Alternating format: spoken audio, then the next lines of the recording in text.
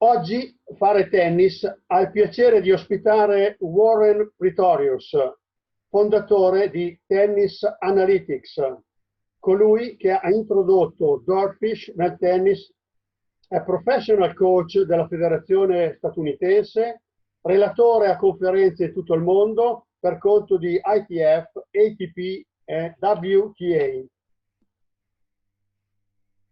Today, Fare Tennis has the great honor to host Warren Pretorius, founder of Tennis Analytics, USPTA Master Professional.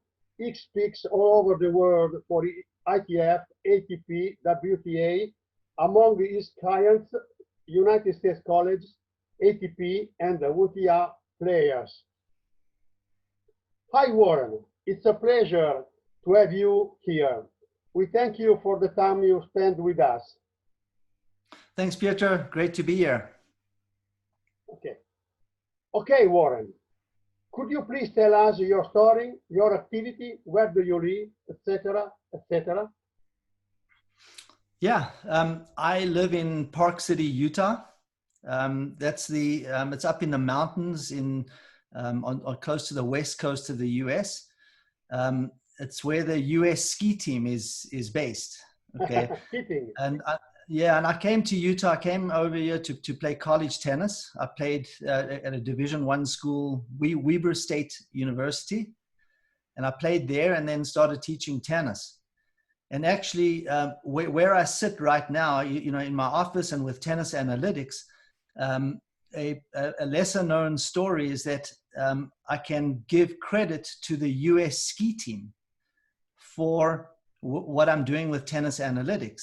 And the reason is because when I taught tennis originally, I ran an academy.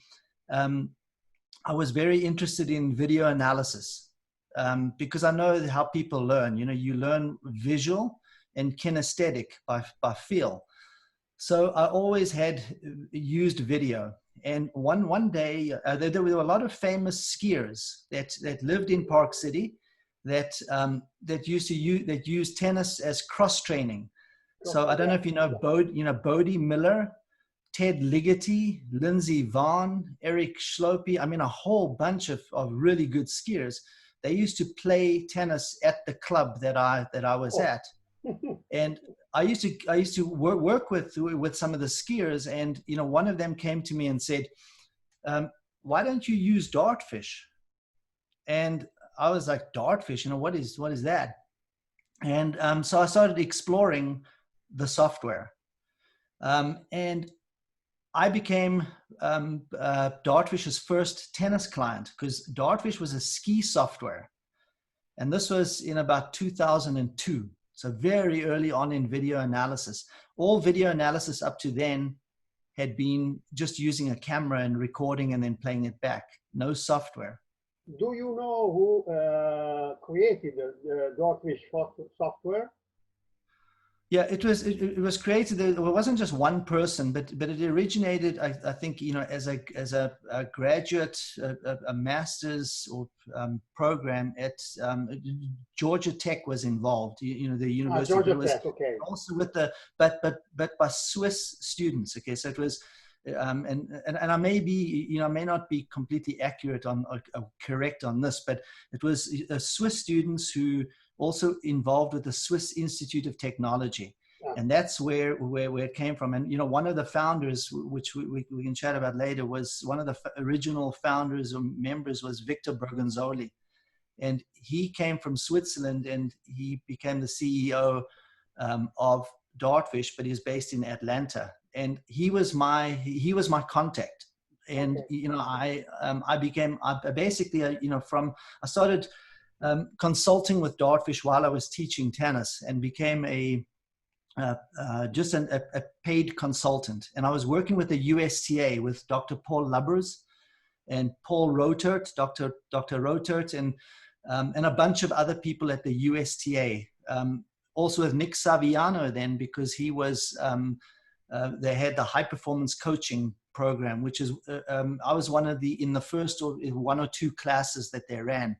So I had some relationships, and also with the USPTA, because I sat on the executive committee of the USPTA. I was very heavily involved, and I introduced Dartfish to them, and started the relationship with the USPTA as an endorsee, as a sponsor, and then with the USTA as a partner. And eventually I went to go work full time with Dartfish, and was involved with, obviously, in sales and training, but then also working, giving feedback to developers. And it's an evolution when the software evolves based on input from people like the salespeople, the people who use it. But I came from the background of, one is coaching, playing, coaching, and then also understanding, having a dangerous knowledge of technology and not intimidated by software. And so it was a very interesting time that I came in. It was very, very difficult in the beginning, because as difficult as it is now with the use of tennis, technology in tennis, then it was even more difficult. Coaches very intimidated. So anyways, so I ended up then working with a couple of players, Djokovic being one of them in 2000. Djokovic was one of the first to be interested in Dartfish. Yeah, and it was he had a coach then, Dusan Vemic, who was working with Vida. And it was through him that I started working, doing some work early on. Okay. And that was in about 2013. And it was around about then 2011, 2012 that I formed Tennis Analytics, because I had players come to me and say, players and teams say, yes, we can buy the software, because the software is just a tool. And we can buy the software, and but it takes a long time, especially when you're doing tagging. Match tagging takes time. So they said, yes, we understand it, but we want somebody to do it for us. And that's when Tennis Analytics was born. Tennis Analytics is a service. And we're actually now a client, one of Dartfish's largest clients, okay? So that's how it evolved, from me working full-time with Dartfish, and then starting Tennis Analytics. And right now we work with about 48 college teams. So a big part of our business is collegiate. So there's, men and women, NCAA, mostly Division I schools, but also some Division II and III schools. And then we work with the USTA and Tennis Canada. And what they'll do is their player development will give us video, or ask us to get video we'll get them from tournaments, whether it's be the French Open, all the slams, and we'll chart it for their players. So for the USTA, they'll give us a list of, say, 20 men, 20 women that we tag. Warren, sorry. Who do you send you the video? The Roland Garros company, or private, the players, the coaches? No, it's usually we're getting it from the federations, because the federation have got access. And then, there'll be other tournaments where we'll get the footage. We don't share the actual footage with anyone. It's very private, so there are big rights issues with video. It's not like I don't go out there and, capture a match and all that and then sell it to anyone else. It's done for the player and their coaches. So it's very private. It's the same with college teams. College team will send us the video, or we'll access their system. So they've got an IP camera and we can access it and we can get it. We don't share that video with anyone else but the team. And it's very interesting. So the tennis federation all over the world have the full right of the videos. No. No. Not all of them. Okay. On the slams, I say the organizer of the tournament. Yeah. So it's very interesting, and it's a very contentious issue at the moment. the Grand Slam countries, they own their tournaments. Okay, yeah, I understand. So for them to get access to the video and even to like data, like, you know, it used to be with Hawkeye data and all that, it was much easier for the 4 Grand Slam nations to get information because they own the tournament. If you look at like Canada, Tennis Canada runs the Rogers Cup, yeah, which is a Masters 1000. Okay, they do not own the tournament, so Tennis Canada cannot get the same level of access at their tournaments at Rogers Cup as what the USTA or Tennis Australia or French Tennis can get at their Grand Slams. And a lot of the smaller nations then, you know, are at a disadvantage because, one, they cannot get the footage, and two, they cannot get the data. So it's not really a fair playing field. If you don't have a Grand Slam, it's very difficult to get that information. Oh, okay, I understand. It's interesting. Yeah. Okay, thank you for your explanation. So just one other thing that to complete the story. So we're working with, you know, with pros, and we're collecting a lot of pro data. We're also collecting a lot of collegiate data.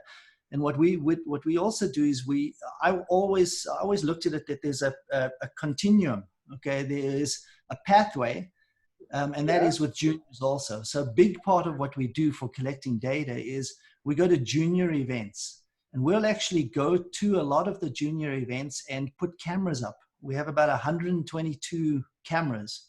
I know it's exactly 122 because I just did the inventory now, and we will go out to Orange Bowl, and we'll film every match that is played.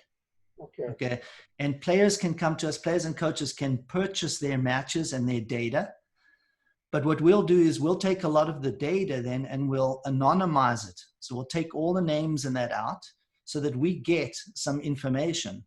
And that's why we've got the same information for the 12 and unders to 14, 16, 18, all the way up to pros. And that's where I think that I'm most proud about, you know, what we're doing and what we have done is collection of data. So Warren, I am Tony Nadal, okay? You look like him. You're more handsome than him. And I want you to scout Roger Federer. Is it possible? Yeah. Like Craig does, okay, I've worked with Craig O'Shaughnessy for a long time. You know, I've known him from the early days, from probably about 2003. So Craig and I worked together on a lot of projects, and you know, he was one of the first guys to actually do this, you know, scouting and using all the data. So I work with him at the moment. You know, we provide his data services. So all the players that he works with, you know, we'll do the actual tagging and give it to him. But at the same time, I do work with players where like you say, is if a Nadal comes to me, if Tony comes and says he wants to you know, scout an opponent, oppositional scouting, we do provide that as a service. Yeah. Yes. Okay. And what we'll do then is we've got a big database.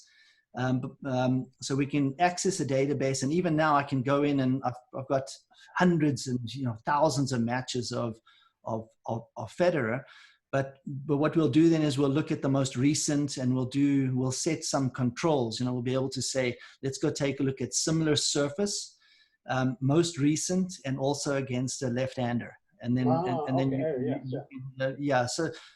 So the answer is yes, and we do work with a few players at the moment, similar to what Craig is doing. Warren, a question. The name of the players who have an agreement with you are confidential, or you can reveal to public that, say, Roger Federer is working with you, or Nadal, or Djokovic? Yeah.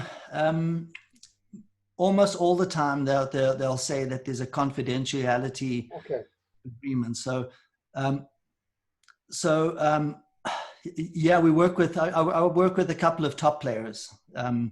and Craig does also. It changes and all of that, but yeah, because of the sensitivities and all of that, I cannot say, but we can say with all of us, there's probably about 6 top 20 players that we work with, between the men and the women. Okay, and we do also, just to say on the side, the other question is saying, well, what happens if 2 of your players play each other? Oh, this is very, very, very interesting.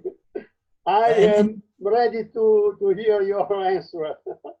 Yeah, what you usually do is that like I'll usually I'm working with some players from the same country, so it's a little bit easier. But usually what you do is you're transparent and you tell everyone, say, look, these are the players that you work with, and if you do play against each other, then I'll give you each the same amount of data, but I don't do the subjective analysis. We recuse, so we'll step away and we won't do anything for that. On the post-match assessment, because what we usually do is do an exit, an assessment. So once they play, then you'll give them the report and say, this is why you won or you lost. Okay. But usually what you do is you recuse, and there's also some clauses, to do with Davis Cup. So if a player you worked with is playing against another country and you work with one of their players, then you recuse yourself. So that's the way that that we handle it. It hasn't been an issue. It's not like we can work with 50 players. I think you work with me personally. I'm working with two top players, and then a couple of top 100 players, and that's about as much as I personally can handle. But we do have a full team, everyone. Your team is based only in the United States, or even in Europe. No, so I've got a team at the moment. I've got employees in the US. I've got two employees in full-time in the US, and then the actual team, the engineers, the data engineers, and the tagging is done in South Africa. Okay. So we have offices there, and why that works very well is mostly because of the time zone difference. So if we're in the US, we say the college team will upload video by 5 p.m. on a work day, and then it's tagged the next morning in South Africa. So when the team over here wakes up, they go, wow, these guys work all night. Okay, so the time zone difference is very good for us. We also have somebody in Brazil at the moment. We have Tennis Analytics Brazil, and we're busy building that. It's difficult, but we have somebody in Curitiba. It's near Sao Paulo, and he's doing. He's busy building that. He works. It's Luis Fernando Ramos. He's another guy you could interview one day. He's a very nice guy. I'll give you. Okay, Warren. I will ask you to introduce me with with him. Yeah. Okay. Can we go after other questions? Yeah, let's do it. Okay, thank you. How good is that shot? You can define a good shot by using dogfish?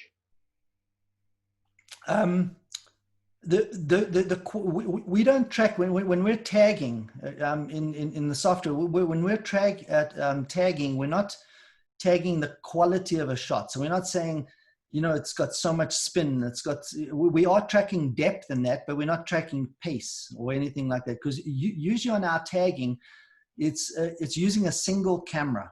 Okay, a company like PlaySight, who I've done a lot of work with, PlaySight would be able to put in 10 cameras on a court, and they can track everything from the height, the spin, and the quality. Okay, however, the quality of a shot is very subjective. Just because it's got pace, you could say, well, I could program it and say a ball that is hit 100 miles an hour with 3,000 RPM and it's 3 feet over the net is the best shot in tennis. And it's very subjective because you could hit a drop shot and it could be a much better shot.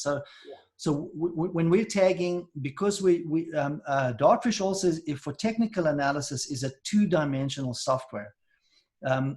So we don't have the luxury of having multiple cameras on every single court. Usually we're getting the TV feed, and we're getting a person, putting a GoPro camera up and filming. So it's a single camera. Yeah. So we're actually not charting the quality or giving any input on the quality of the shot. We're just tracking data. So it's quantitative. It will be up on the coach to decide if the shot is good or not. Yeah, and even like on a pattern of play, a pattern of play can start, after the return of serve. Once a return is made, then a pattern starts. Yeah.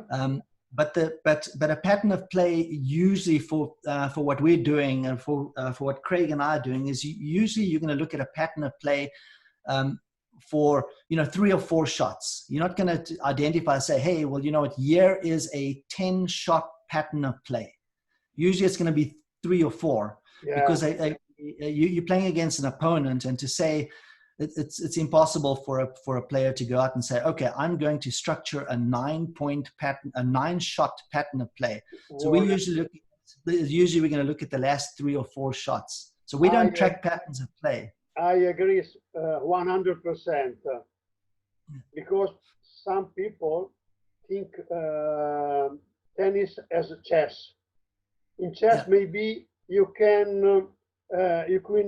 know the next 10 moves, but in tennis is impossible. Yeah, exactly.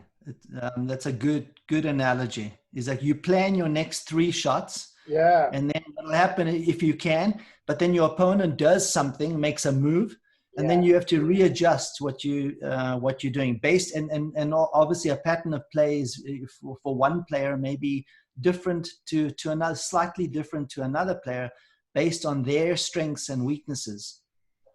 Okay. Do you know the coach Jörg Capestany?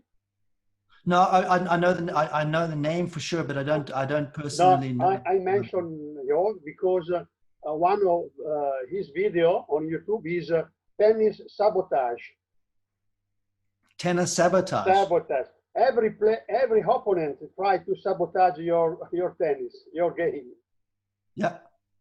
Well, that's even Craig. Craig always says that the most important person on the court is not you; it's your opponent. Yeah. Your job is you make your opponent feel uncomfortable. So you need to disrupt.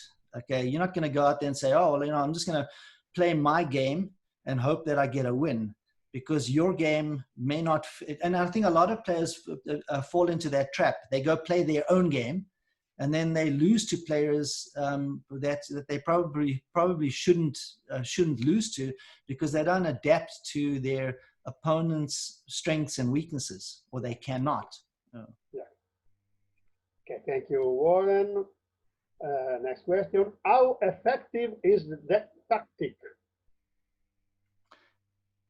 Okay, so if I understand that correctly, how effective is a tactic? That is subjective also. So we don't track. When we're tagging, we don't track or measure anything to do with the patterns of play or the tactics. That's up to the coach. Okay. Yeah. Okay. However, in the studies that we do when I work with Craig, and that you do know that there's some very strong patterns of play.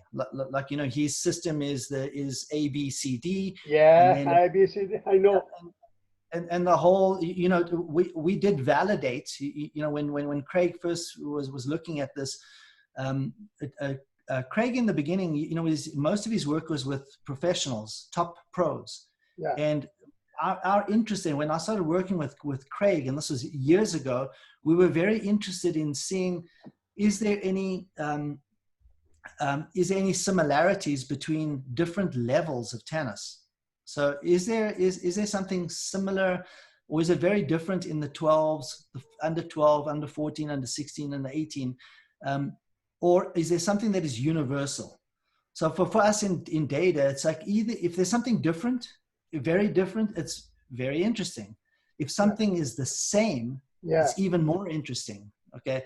So that base pattern of play, you know, that you probably, Craig, I'm sure mentioned, is the base pattern of play was to go to, you know, C, D, A. So what you do then is you're going to try and hit as many forehands as you possibly can, but you hit C to a right-hander, to their, you know, to into the middle of the court, middle backhand, then open it up to D, and then you look to expose the forehand, and most forehand winners are hit to A. And what we've found is that pretty much it holds true across, you know, all levels. Obviously, the higher the level of play, the more you can execute. So the tactics and the strategy for lower levels of play is a little bit different, because a lot of them don't have directional or depth control. Try work on that. So sorry to answer to sort of run around the answer. We don't measure it, but we are aware that, you know, a coach would take our information and the ability to go to the video and be able to identify it for their own player. Okay. The law of directional have been written by the United States coach, Wardlow, if I remember the name. Wardlow. Yeah. No, I will send you the analysis. It's on internet. I would love to see it. Okay, thank you. Next question. What numbers are your favorite? I think that in the beginning, you know, when Craig was, and I know everyone's going to say, oh, it's like everyone is always talking about rally lengths and all of that, but I think it still is fascinating to me, because Craig, like I said, you know, his analysis had been with pros, but I had the data for the 12s, 14s, 16s, 18s collegiate, and Craig and I got together. In fact, one of the products that he has is called Game Plan. And we took millions of points, okay, and we want to see, is there anything the same or different? And what we found is that, you know, it doesn't matter. There are some universal truths in tennis. Yeah. And one of the strongest universal truths has got to do with rally length. Okay. So even now I go, you know, it's so important that coaches understand that, and that, you know, a 12-year-old, it doesn't matter what the surface is, a 12-year-old, the rally lengths, for girls 12 on clay, the dominant rally length is the first 4 shots. First shot, yeah. And yeah, so again, it's like, yeah, and you're getting a lot of coaches will come back and will say, oh, well, now you're just telling us just that the long rallies are not important. I've never, ever said that. In fact, there's a greater relevance to the shorter points, the better you get. Yeah. When you're training a kid in the 12-year-old, yes, you want them to practice keeping the ball in play, consistency, because when they work on consistency, if a player is confident enough that in their ability to keep the ball going 20 times, they're going to be very good they're going to be better at the first 4 shots. Okay. So it's good for movement, anticipation, endurance, and all of that. So yes, you go out there and you are going to train. However, we do know, and we see this all over, is that one of the most important shots in tennis, you know, obviously is your serve and your return. But the most under-practiced shot in tennis, particularly at the junior level, is return of serve. So when we see the numbers on for the return of serve and how important it is, if I was teaching tennis, again, if I went back, I would be focusing on the 12-year-old, 14-year-old, much heavier on return of serve, because that's going to be one of the most common shots that they hit. And that's also the greatest number of errors, the greatest percentage of errors that a player makes happens on return of serve. So that's an important stat. Looking at serve numbers, because obviously the serve is very important. Yeah. One of the most important metrics to determining whether a player wins or loses, it has got to do with the percentage of points won on first serve. So your first serve is very important, and obviously you're going to get some kids who are going to have a better serve because of their physique. It's easier for a taller person to hit a big serve and that, but still the importance of the serve, even for a shorter player like a Diego Schwartzman or a David Ferrer, is very important. Yeah, or like me, is saying, hey, you know what, your serve has got to be, you've got to probably spend even more time working on your first two shots than some of the bigger guys, because you don't have that natural power. But you can work on other things, whether it be spin and placement and variety. So I think that I think that the serve is important. I also look at I think the other numbers, the ratio, when we start looking at the ratio of winners to errors. Obviously it's our game is a game based on errors. Yeah. And we look at some of the universal truths, the 12s, 14s, 16s, 18s, collegiate, doesn't matter, is you're going to be making 3 errors, for every winner. I am laughing because I know almost every job, every work of Craig O'Shaughnessy, and you are telling me many ideas from Craig. The importance of return, the importance of the errors, the serve +1. Yeah, very, very important stuff. And, I think that my role in all of that was, like I say, when we collaborated, I had the data that he doesn't have. And it was just, it was very powerful because, a lot of the things he was talking about, I go and I'm skeptical. I just go and I say, well, I don't know. I'm not trying for even Craig, you're never trying to set out to prove anything. What you're trying to do is just validate it. You're just going, here's the data, let's just go look at it. Like recently, when I talk about winners and errors, the conventional, the belief, it was that, most errors happen in the net. Yeah. Let's say for every three errors, 2 are in the net, 1 is out. And I used to look at that, and I see it in all the books and all that, and I thought, well, great. It's like, that's how you teach. So you remember we would put, we would even go out when we were teaching, we put a blanket or a covering over the net. And the idea was, it's saying if you cannot see through the net, you're going to be less likely to hit them in the net. You're going to hit over, because most errors happen in the net. And that's not true. I used that tricks to cover the net. Yeah, well, don't do it anymore. Don't do it anymore. Keep it at the back of the court, so that in case you get a breeze, that you can put it on and stay warm, because most errors happen are out. Okay, for every 5 errors, 2 are in the net and 3 are out. Okay, and then obviously the question comes, says, oh, well, what is most? Because then you've got like out, you got wide, and you got long. And most errors, especially on the serve, and I've got all the numbers over here, but on the serve for errors, for faults, and that, most are long, fewer are wide. And we write on our website, we have those blog articles, the stat of the week. So we're looking at errors now. And we're going to be looking at saying, okay, so if you do hit the ball out, where does it go out? And so if any of your listeners want to go, and they can go to our website, and all of those studies are up there. So the suggestion is, please use more topspin, so the ball is not long. Exactly. Use of spin. Yeah, exactly. You want it to be deep with lots of spin, high over the net. And you want to, and don't stand too far back. Cut out. It's the whole thing with direction, taking time away from your opponent, add spin, and all of that. Exactly. I think to know one of those players. It's from Mallorca, Rafa Nadal. Oh yeah. Oh Okay. yeah. He's my favorite player. Oh, oh, Yeah. I yeah, love Roger.